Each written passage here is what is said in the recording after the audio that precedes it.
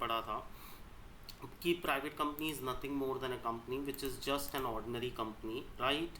अगर हम private company की बात करते हैं तो it's like a private property. जैसे प्राइवेट प्रॉपर्टी में कोई बिना परमिशन के एंटर नहीं हो सकता, वैसे ही प्राइवेट कंपनी में कोई बिना परमिशन के मेंबर नहीं बन सकता। अगर मैं प्राइवेट कंपनी का मेंबर हूँ और मुझे चाहिए कि कोई मेरा ब्रदर, सिस्टर, सन उस कंपनी में मेंबर बने, तो मुझे ज़रूरत पड़ेगी कि मैं सारे मेंबर्स की अप्रूवल लूँ, राइट। अगर मुझे सारे मेंबर्स की अप्रूवल नहीं मिलती है तो वो मेरा भले ही कितना क्लोज रिलेटिव क्यों ना हो, वो मेरी कंपनी में मेंबरशिप नहीं पा सकता, राइट। इवन अगर मेरी कंपनी में मेरी डेथ हो जाती है तो इनहेरिटेंस के समय में भी अगर मेरे शेयर्स इनहेरिटेड होते हैं, राइट, तो अगर इनहेरिटेड होते हैं तो भी अगर अदर मेंबर्स चाहते हैं उसको कैश एग्जिट दे दें तो वो उसको कैश एग्जिट दे देंगे, उसको मेंबर एडमिट नहीं करेंगे, राइट। तो मेंबरशिप टोटली डिपेंड करती है on the will and wish of the other members, right. India में पहले अगर आपको प्राइवेट लिमिटेड कंपनी रजिस्टर करानी होती थी तो minimum paid up share capital 1 lakh रुपए की रिक्वायर्ड थी। बट अभी government is running behind ease of doing business, तो वो जो minimum paid up share capital requirement of 1 lakh rupees है उसको ओमिट कर दिया गया, हटा दिया गया है। आज की डेट में without any minimum paid up share capital आप प्राइवेट कंपनी रजिस्टर करा सकते हैं। You can even register private company with 1,000 रुपये, राइट। प्राइवेट कंपनी में शेयर्स फ्रीली ट्रांसफरेबल नहीं होते, ट्रांसफरेबल होते हैं। आप चाहें तो अपने शेयर बेच सकते हैं, बट बेचने से पहले आपको सारे मेंबर्स की अप्रूवल लेना ज़रूरी है। It is also known as preemption right. आपको पहले अपने शेयर एग्जिस्टिंग मेंबर्स को ऑफर करने हैं। अगर एग्जिस्टिंग मेंबर डिनाई करेंगे तो ही आपको आउटसाइडर को ऑफर करने मिलेंगे, अदरवाइज आप अपने शेयर आउटसाइडर को नहीं बेच सकते, right. Maximum permissible number of member private company में कितने हो सकते हैं बेटा? 200। Maximum permissible number of member private company में कितने हो सकते हैं? 200।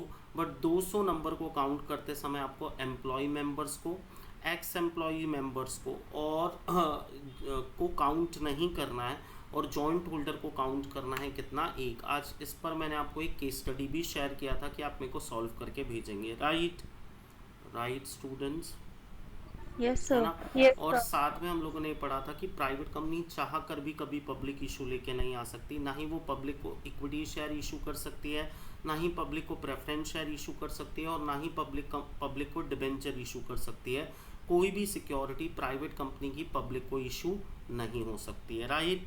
ये हम लोगों ने पढ़े थे और मैंने आपको एक केस स्टडी सॉल्व करने दिया था। आई थिंक मुझे इन लोग जो आज एब्सेंट हैं उन लोगों ने भी केस स्टडी सॉल्व कर कर भेजी है, ठीक है। और आई थिंक अर्पिता ने भेजी है। तुमने भेजी है क्या केस स्टडी सॉल्व करके? आर्या मुझे नो सर। शायद नहीं भेजी है ना। तो अभी हम देख लेंगे उसको कैसे सॉल्व करना है, ठीक है। आज के लेक्चर का पहला टॉपिक मैं स्टार्ट करता हूँ बेटा, बॉडी कॉर्पोरेट। क्या पढ़ा रहा हूँ मैं आपको? Body corporate. बॉडी कॉर्पोरेट पढ़ा रहा हूँ, ठीक है। आपने पहले कभी सुना है बॉडी कॉर्पोरेट का कॉन्सेप्ट? Section 2 sub section 11। आज से पहले कभी बॉडी कॉर्पोरेट टर्म सुना है स्टूडेंट्स आप लोगों ने? No sir. बेटा बॉडी कॉर्पोरेट देखो, every individual is having its own identity, right. मेरी खुद की अपनी आइडेंटिटी है, आप लोगों की खुद की एक आइडेंटिटी है, मेरी वाइफ की अपनी खुद एक आइडेंटिटी है।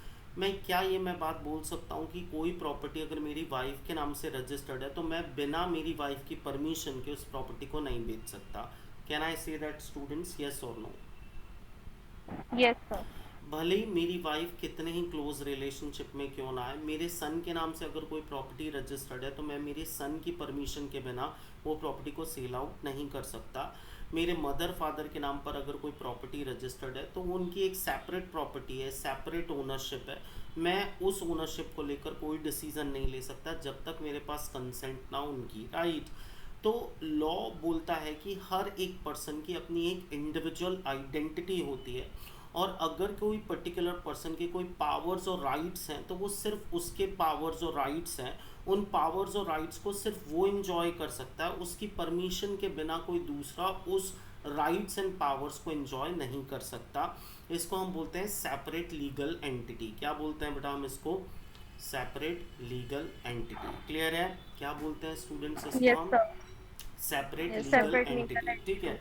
जब ये सेपरेट लीगल एंटिटी किसी इंडिविजुअल से कनेक्टेड है तो हम उसको इंडिविजुअल की पर्सनालिटी बोलते हैं, और जब ये किसी कंपनी से एसोसिएटेड है तो उसको हम कॉर्पोरेट पर्सनालिटी बोलते हैं। क्या बोलते हैं बेटा? कॉर्पोरेट पर्सनालिटी बोलते हैं, ठीक है।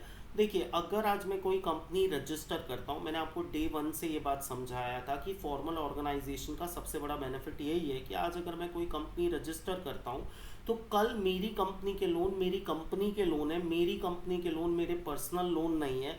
अगर कोई क्रेडिटर मेरी कॉरपोरेट यूनिट के लोन के लिए, अगर कोई क्रेडिटर मुझे कॉरपोरेट यूनिट के लोन के लिए परेशान करता है तो उल्टा मैं उसके खिलाफ केस फाइल कर सकता हूँ कि भाई तूने लोन किसको दिया था, कंपनी को दिया था, तूने लोन मुझे नहीं दिया था, तो मुझ पर तू कोई पर्सनल एक्शन नहीं ले सकता। राइट, राइट स्टूडेंट्स, Yes, है ना। sir. सो अगर मैं एक कंपनी की बात करूं तो कंपनी की एक सेपरेट लीगल एंटिटी होती, कंपनी की लायबिलिटी कंपनी की लायबिलिटी है, कंपनी की लायबिलिटी मेरी पर्सनल लायबिलिटी नहीं है। तो ठीक वैसे ही क्या मैं ये बात भी बोल सकता हूँ, जब कंपनी की लायबिलिटी मेरी नहीं है तो कंपनी की असेट भी मेरी नहीं है, क्या मैं ये बोल सकता हूँ?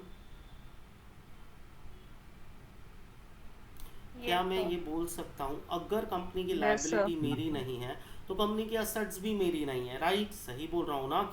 मतलब क्या मैं बोल सकता हूँ, Reliance Yes, industries sir. Limited के नाम से जो भी ऑफिस रजिस्टर्ड है वो रिलायंस इंडस्ट्रीज लिमिटेड का ऑफिस है, वो मुकेश अंबानी का ऑफिस नहीं है, वो नीता अंबानी का ऑफिस नहीं है, वो कोकिला बेन अंबानी का ऑफिस नहीं है। राइट, बोल सकता हूँ स्टूडेंट्स में।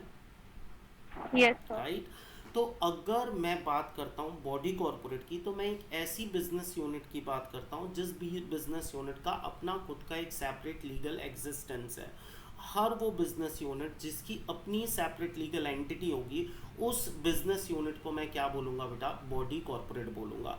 अगर मैं एक बॉडी कॉरपोरेट का मेंबर हूँ तो ना ही मैं उसकी असेट एंजॉय कर सकता हूँ, ना ही मुझे बियर करना है उसकी लायबिलिटी, क्लियर है, ना ही उसके असेट पे मेरा कोई इंटरेस्ट होगा। मतलब assets of a body corporate is the asset of the body corporate, it is not the asset of an individual who is the member in that company.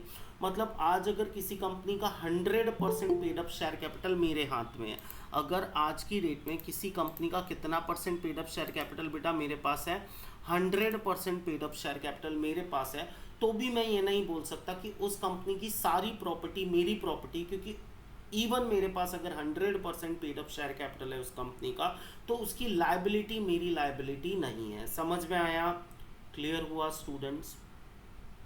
Yes, sir. तो what is body corporate? अगर मैं body corporate की बात करता हूँ तो body corporate is nothing more than a kind of corporation, ठीक है, जिस कॉर्पोरेशन में member is different from home बेटा, the corporation, right, owner is different from corporation, promoter is different from corporation, the asset and liability registered with the name of the corporation will be of corporation, will not be of its members. Even if 100% paid up share capital is being owned by individual, a single person, still वो single person कोई stake carry नहीं करता, किसमें, कोई stake carry नहीं करता उस किसमें, कंपनी की असेट्स या कंपनी की लायबिलिटी में। कॉन्सेप्ट क्लियर हुआ बेटा बॉडी कॉर्पोरेट का? Yes, sir. अब समझ में आया अच्छे से बॉडी कॉर्पोरेट क्या है? सबको क्लियर हुआ? चारों को क्लियर हुआ? मैं क्या पढ़ा रहा हूँ बेटा आपको? बॉडी कॉर्पोरेट का डेफिनेशन काय में डिफाइंड है बॉडी कॉर्पोरेट? 2 सबसेक्शन 11 में डिफाइंड है। काय में डिफाइंड है? 2 सबसेक्शन 11 में डिफाइंड है, ठीक है। तो अगर कोई मुझे को बोले कि राहुल बॉडी कॉर्पोरेट क्या और कंपनी और बॉडी कॉर्पोरेट में क्या डिफरेंस है, तो देखो हम चारों क्लास में बैठे हुए हैं और हम चारों इंडिविजुअल्स हैं, राइट, हम सब नेचुरल पर्सन हैं, राइट, बट 3 लड़कियां हैं, दैट इज गर्ल्स हैं, एंड 2 बॉयज हैं, right, right students, yes sir. Right.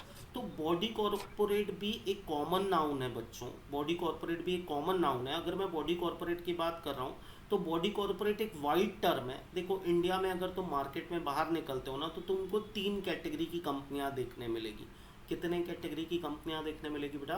3 category की कंपनियां देखने मिलेगी, ठीक है। अगर मैं आईसीआईसीआई बैंक में जा रहा हूँ, क्या आईसीआईसीआई बैंक एक कंपनी है? यस और नो? है या नहीं है आईसीआईसीआई बैंक एक कंपनी? यस और no? Yes, sir. Yes, sir. IDBI bank, state bank of India, life insurance corporation, ये सब कंपनी है या नहीं है? Yes, sir. ये सब कंपनियां हैं, राइट, लेकिन ये ऑर्डिनरी कंपनी लॉ के तहत रजिस्टर्ड नहीं है। इसको गवर्नमेंट ने रजिस्टर्ड कराया है या किसी स्पेशल कानून के तहत ये रजिस्टर्ड हुई हैं जिसमें गवर्नमेंट का सब्सटेंशियल स्टेक है, right.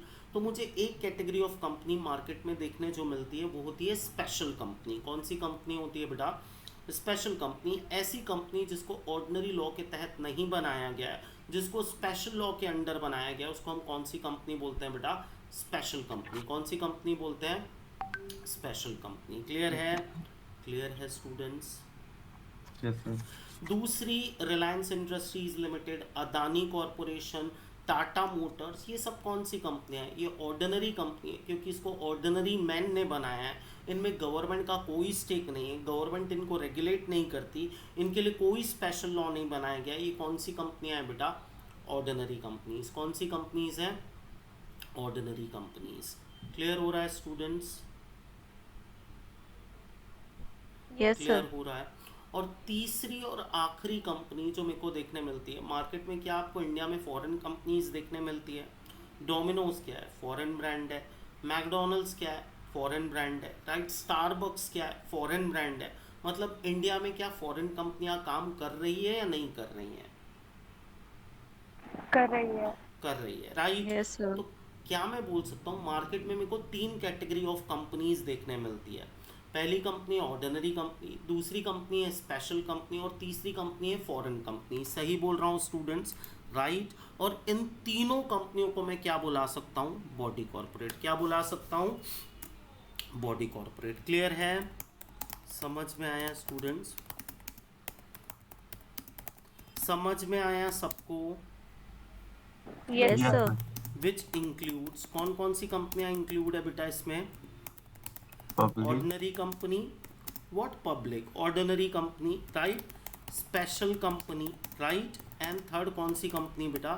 Foreign company, Foreign. Foreign company. Right. कोई भी कंपनी को मैं क्या बुला सकता हूँ बच्चों? मैं कोई भी कंपनी को क्या बुला सकता हूँ? बॉडी कॉर्पोरेट बुला सकता हूँ, राइट। बॉडी कॉर्पोरेट का मतलब क्या हुआ? any business organization, right? Any business organization, right? Having क्या बेटा? Having separate legal entity, right? Right students? Yes, sir. Entity. Having an entity, right? Having an entity separate from its owners. Can I say that students? Clear हुआ? समझ में आया? Yes, sir. सो अब अगर कोई आपको बॉडी कॉर्पोरेट बोले तो क्या मैं बोल सकता हूँ स्टेट बैंक ऑफ इंडिया एक बॉडी कॉर्पोरेट है? Can I say that? Yes, sir. McDonald's एक बॉडी कॉर्पोरेट है? Can I say that? Yes, sir. Adani electricity एक बॉडी कॉर्पोरेट है? Can I say that? Yes, sir. Right students? Clear हुआ? तो what do you mean by body corporate? Body corporate और corporation is nothing more than a common noun that has been used for every corporation, ठीक है। every category of company would come under the definition of body corporate। India में हर वो business unit जिसका अपना एक separate legal existence है उसको हम क्या बोलेंगे बेटा? बॉडी कॉर्पोरेट या कॉर्पोरेशन बोलेंगे, राइट। इसमें कौन कौन सी कंपनियां शामिल है? Ordinary companies, special companies and foreign companies, right. Even एक लिमिटेड लाइबिलिटी पार्टनरशिप फर्म, आपने सुना है नाम कभी? एलएलपी, एक limited liability partnership firm. LLP का भी अपना एक सेपरेट लीगल एग्जिस्टेंस होता है। अगर आज की डेट में इंडिया में मेरे को पार्टनरशिप फर्म ओपन करना है तो मेरे पास दो ऑप्शन है। मैं ऑर्डिनरी पार्टनरशिप फर्म ओपन कर सकता हूँ, मैं स्पेशल पार्टनरशिप फर्म ओपन कर सकता हूँ। एक ऐसी पार्टनरशिप फर्म जो बॉडी कॉर्पोरेट होगी, जिसकी सेपरेट लीगल एंटिटी होगी। अगर मैं उस फर्म का मेंबर बनता हूँ तो मेरी असेट अलग, मेरी लाइबिलिटी अलग, उस फर्म की असेट और लाइबिलिटी अलग अलग। मेरी लाइबिलिटी उस फर्म में लिमिटेड होगी, अनलिमिटेड नहीं होगी, ठीक है।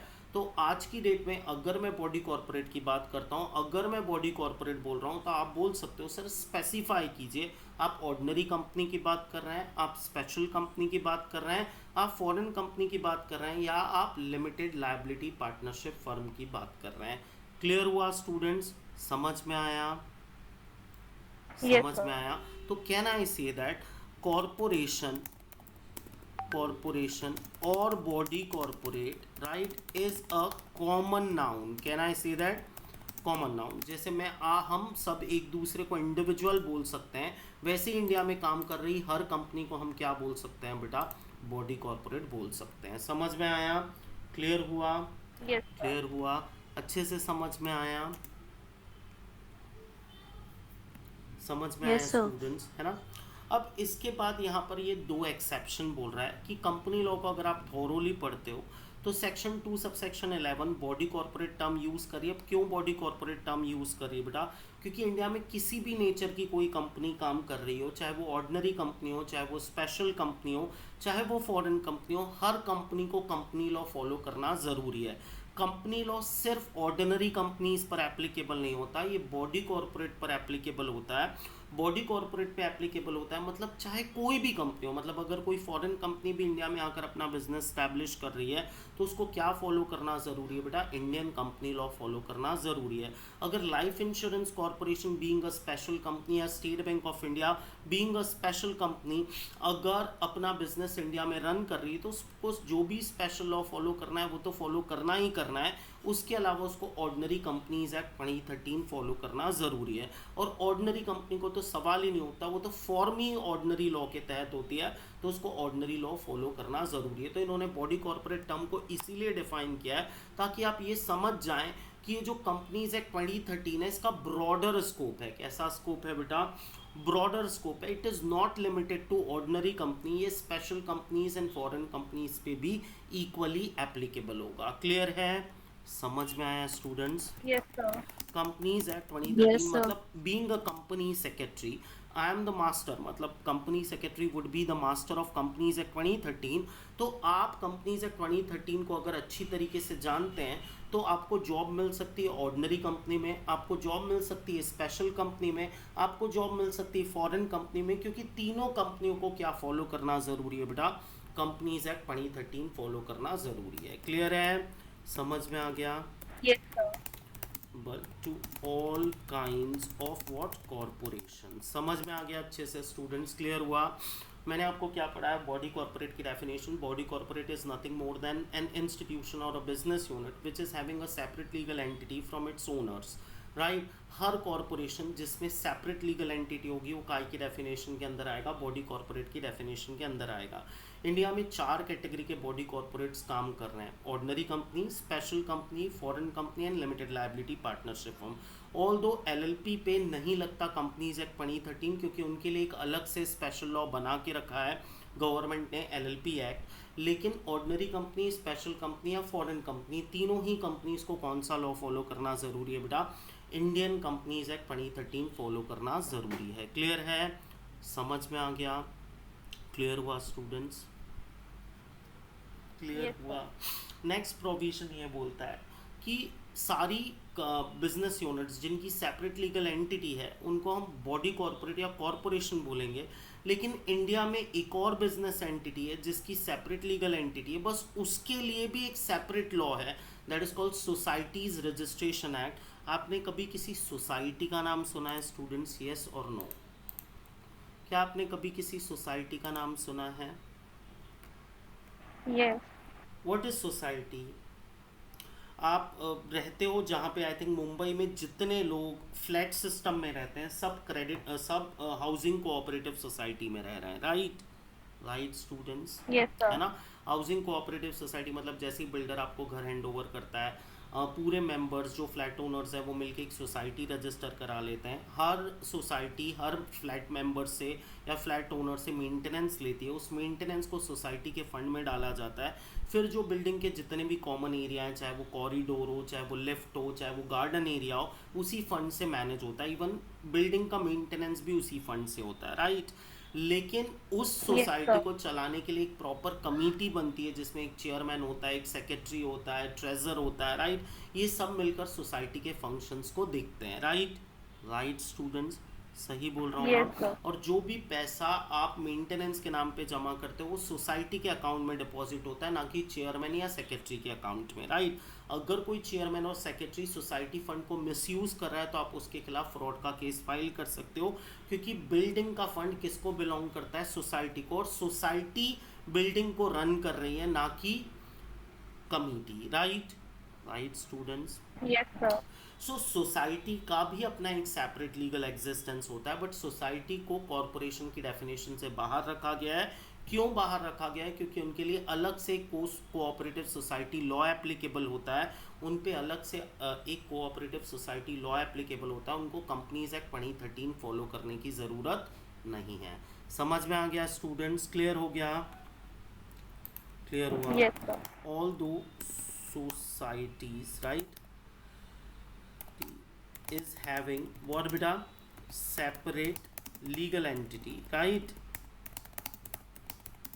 Yes. Entity, but still it is out of the definition of what beta? Definition of corporation, right, as it is regulated by separate law, right? समझ में आ गया स्टूडेंट्स? क्लियर हुआ है ना? तो क्या तुम डिफरेंस लिख सकते हो बेटा? क्या तुम डिफरेंस मेजर कर सकते हो दो चीज़ों में, कंपनी वर्सेस कॉरपोरेशन में? कर सकते हो? कर सकते हो या नहीं कर सकते हो? Yes, sir. कर सकता हूँ. बोलो क्या डिफरेंस है दोनों में? Can I say that company is a narrower term whereas corporation is a wider term? Can I say that?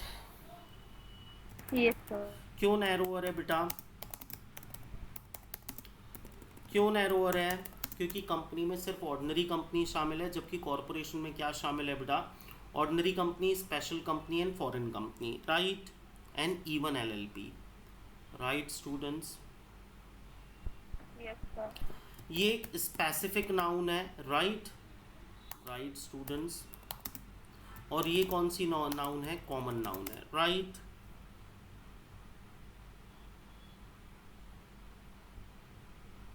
Right students? Yes, sir. जब भी मैं कंपनी लॉ की बात करता हूँ तो ऑर्डिनरी कंपनी कंपनी लॉ के तहत रजिस्टर्ड होती है, बट स्पेशल कंपनी या कॉरपोरेशन ज़रूरी नहीं है कंपनी लॉ के तहत रजिस्टर्ड हो, बट उसको रेगुलेट कौन करता है? Companies act 2013, right,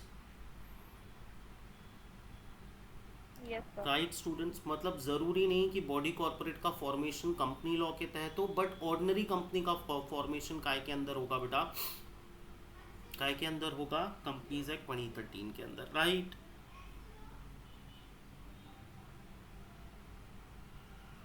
Right students, speak up in the class. If you cannot speak up in the class, leave the class, that would be better. Clear हुआ students? समझ में आ गया? Yes sir. लिख पाओगे आप? लिख पाओगे? बॉडी कॉर्पोरेट के कुछ एग्जांपल्स बोलो मुझे।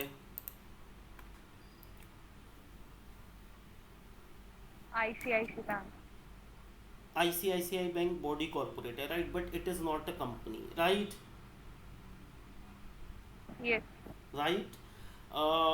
State bank of India is a corporation but it is not a body corporate. No, it's a corporation but it is not a company, right. Yes. ONGC क्या है? What is ONGC? सुना है नाम ONGC का? नहीं सर। ONGC No. Oil natural gas corporation of India, ठीक है, बट वो अच्छा। ऑर्डिनरी कंपनी है, वो स्पेशल कंपनी नहीं है, ठीक है। आपने पंजाब नेशनल बैंक का नाम सुना है? क्या sir? Punjab national bank PNB का Yes, नाम sir, yes, सुना है? sir. What is PNB? हाँ। कॉर्पोरेशन और a company? Sir company. It's a corporation, right. PNB के लिए एक स्पेशल लॉ है, राइट, राइट बच्चों? क्लियर हो sir. गया? कौन वाइडर टर्म है? कॉर्पोरेशन वाइडर टर्म है या कंपनी वाइडर टर्म है? Sir corporation. क्यों Corporate. कॉर्पोरेशन वाइडर टर्म है? Arpita, speak up in the class. क्यों कॉर्पोरेशन वाइडर टर्म है? सर इसके अंदर ऑर्डिनरी include कंपनी, है special company, foreign company, LLP सब आ जाते हैं, right, right. Yes, sir. Company secretary बनने के बाद आपको नौकरी या जॉब कहाँ मिलेगा? कंपनी में या कॉर्पोरेशन में? Sir corporation. Corporate. किसी भी कॉर्पोरेशन में आप काम कर सकते हो, क्योंकि अगर कोई फॉरेन कंपनी इंडिया में आकर अपना प्लेस ऑफ बिजनेस स्टैब्लिश कर रही है तो उसको भी क्या फॉलो करना ज़रूरी है बेटा? कंपनीज एक्ट 2013 फॉलो करना ज़रूरी है। क्या स्टेट बैंक ऑफ इंडिया को कंपनीज एक्ट 2013 फॉलो करना ज़रूरी है?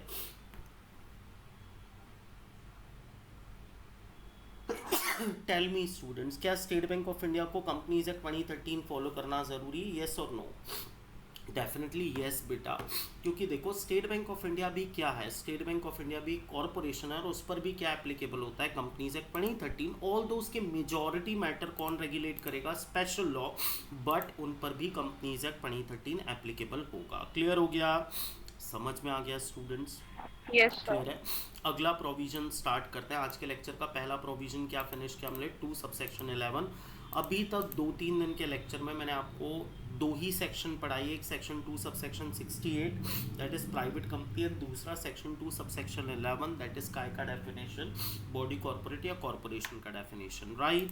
Right students? Yes, sir. अब चलो पब्लिक कंपनी का डेफिनेशन बोलो। काय का definition? Public company section 2 subsection 71। कौन सी कंपनी पढ़ा रहा हूँ बेटा मैं आपको? Public company. कौन सी Public कंपनी company. पढ़ा रहा हूँ? Public company. ठीक है, पब्लिक कंपनी को काय में डिफाइन किया गया है बेटा? सेक्शन 2 सबसेक्शन 71 में। काय में डिफाइन किया गया है? Section 2 Section subsection 2, section 71। Clear है? पब्लिक कंपनी को काय में डिफाइन किया गया है? Section 2 subsection 71। चलो हम इसको इंटरप्रीट करते हैं। अगर पब्लिक कंपनी की हम बात कर रहे हैं, ठीक है, तो पब्लिक का मतलब क्या होता है बेटा? जनता। राइट बच्चों, है ना? Yes, sir.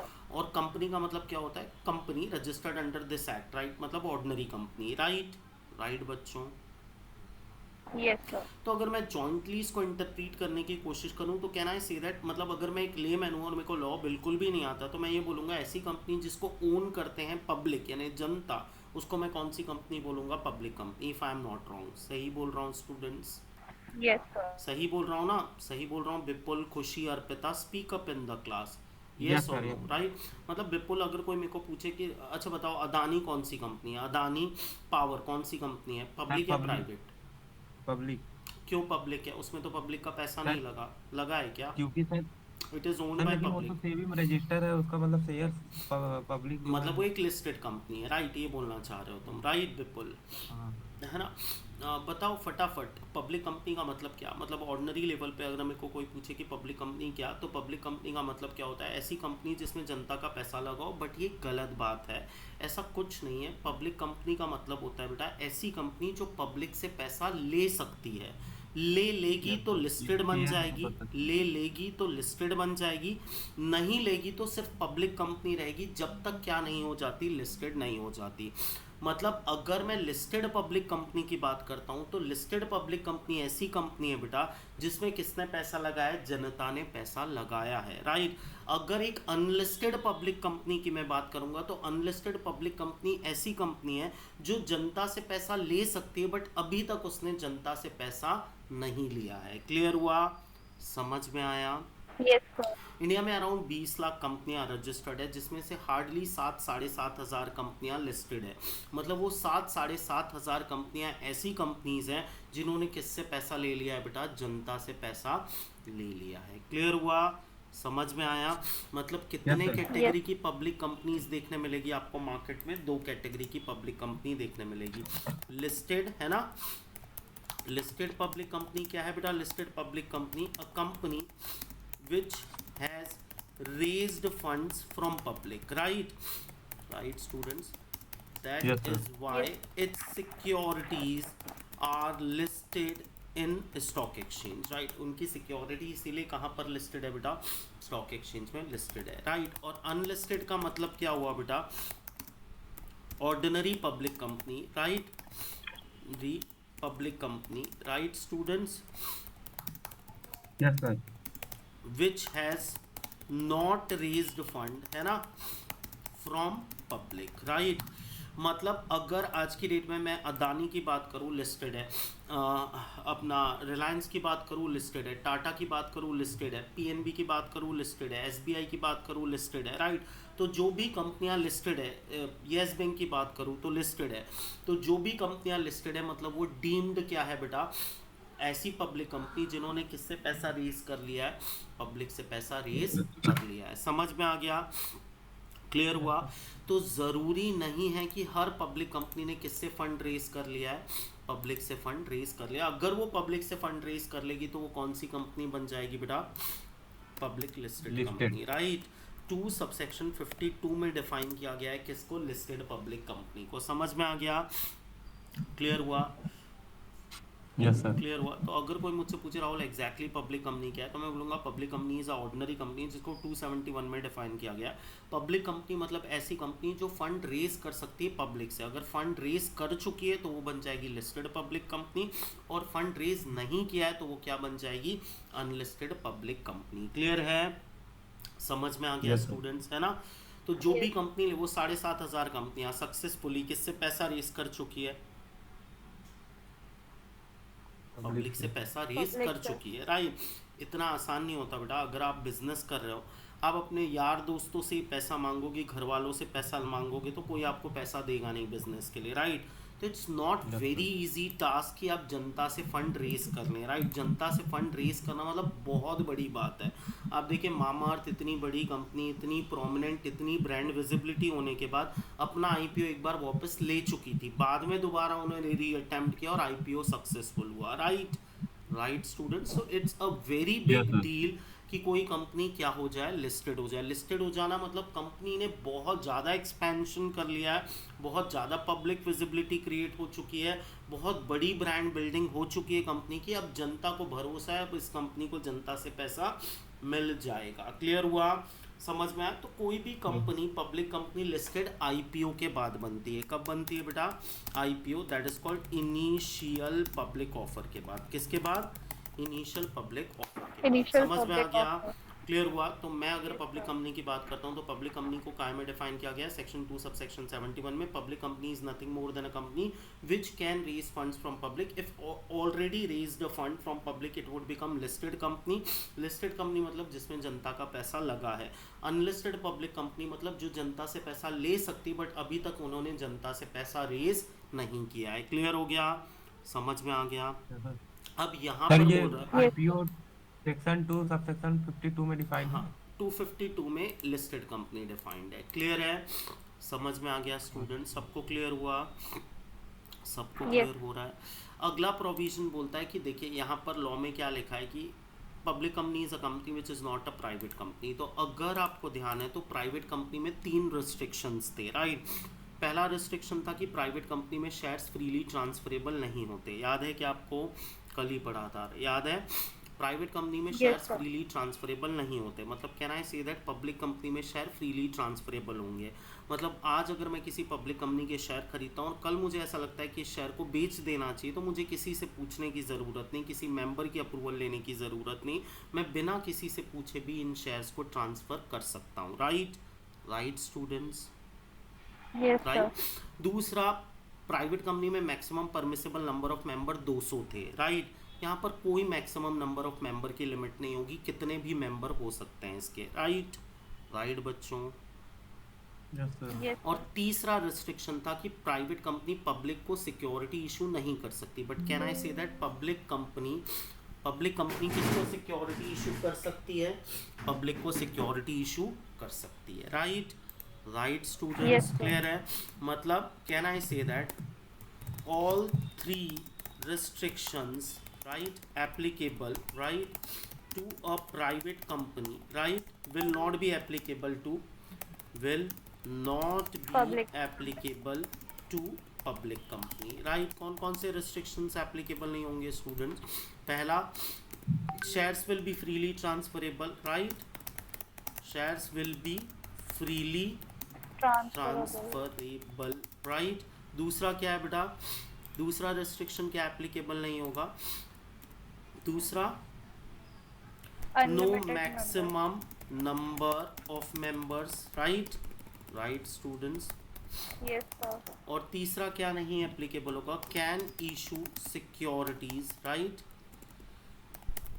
For to the public. Public, right? समझ में आ रहा है स्टूडेंट्स? Yes, clear sir. हो रहा है? तो ये तीनों रिस्ट्रिक्शन किस पर एप्लीकेबल नहीं होंगे students? Public company. Public company पर एप्लीकेबल नहीं होंगे। क्लियर हो गया? और हम लोगों ने कल ये बात भी पढ़ी थी कि आज की डेट में गवर्नमेंट इज रनिंग बिहाइंड वो कंसल्टेटिव अप्रोच, राइट? मतलब सरकार चाहती कि हर कोई व्यापार करे, राइट? अब जबकि सरकार चाहती हर कोई व्यापार करे तो इन्होंने minimum paid up share capital की रिक्वायरमेंट को हटा दिया है। अगर आपने पहले कभी पढ़ा होगा, ठीक है, तो आपने पढ़ा होगा पब्लिक कंपनी के लिए मिनिमम कितने लाख की पेड अप शेयर कैपिटल चाहिए बेटा? 5 लाख रुपए की, राइट? बट आज की डेट में पब्लिक कंपनी के लिए कोई भी minimum paid up share capital की रिक्वायरमेंट नहीं है। समझ में आ गया? क्लियर हुआ स्टूडेंट्स? Yes clear sir. हुआ? हम क्या पढ़ रहे थे? काय की डेफिनेशन पढ़ रहे थे स्टूडेंट्स? हम पढ़ रहे थे डेफिनेशन काय की? पब्लिक कंपनी की, राइट?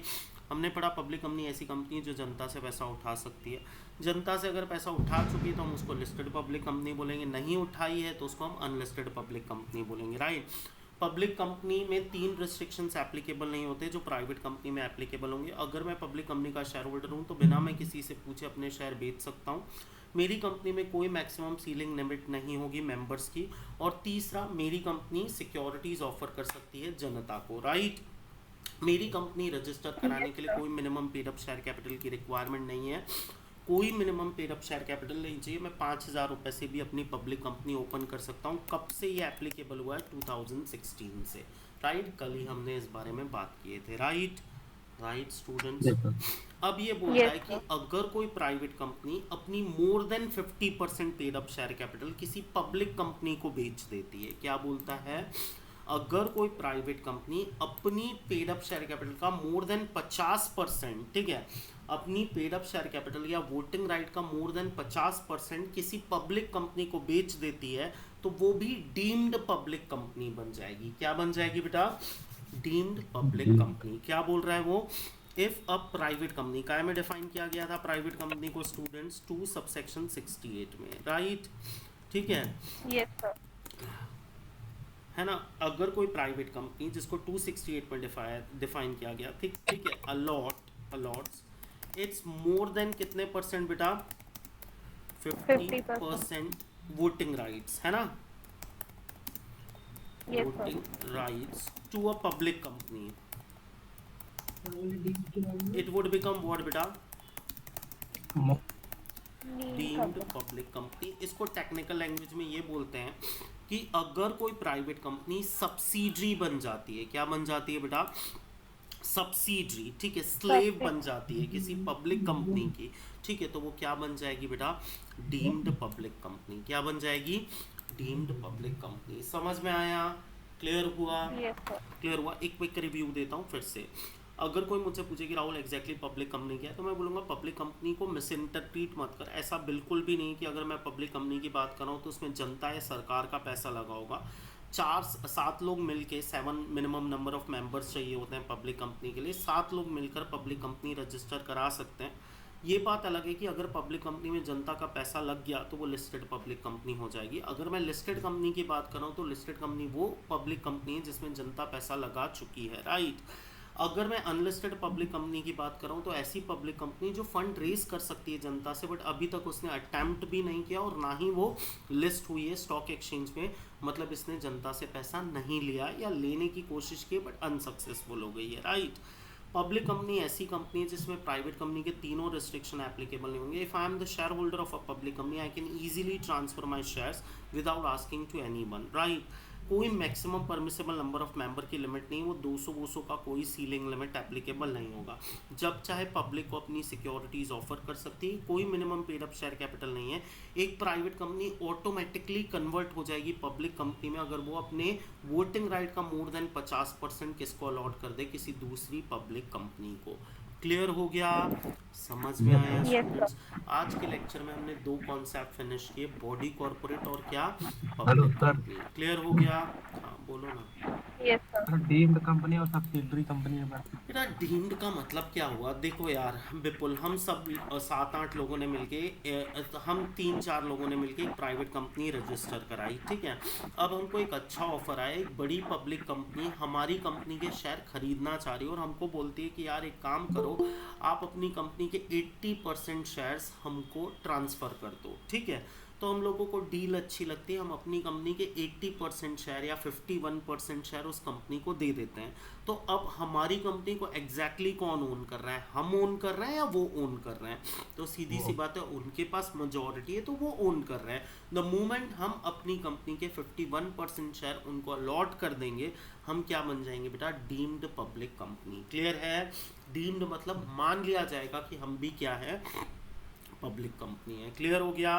समझ में आया? Yes. समझ में आया स्टूडेंट्स? ये करके मैंने क्या फिनिश कर दिया आप लोगों के आज के 2 कॉन्सेप्ट। मैं आपको असाइनमेंट शेयर करूंगा, असाइनमेंट रहेगा आपका। मैंने हालांकि लिख दिया लिस्टेड कंपनी और पब्लिक कंपनी में डिफरेंस, लेकिन आप मेन पब्लिक और प्राइवेट लिमिटेड कंपनी में डिफरेंस लिख के लाएंगे कल, ठीक है? ठीक है, Okay, क्लियर sir. हो गया? समझ में आया Arpita? You are not speaking up at all. I don't know why you are sitting in the lecture if you can not speak up. समझ में आ गया स्टूडेंट्स? क्लियर हुआ? सर जैसे मेरे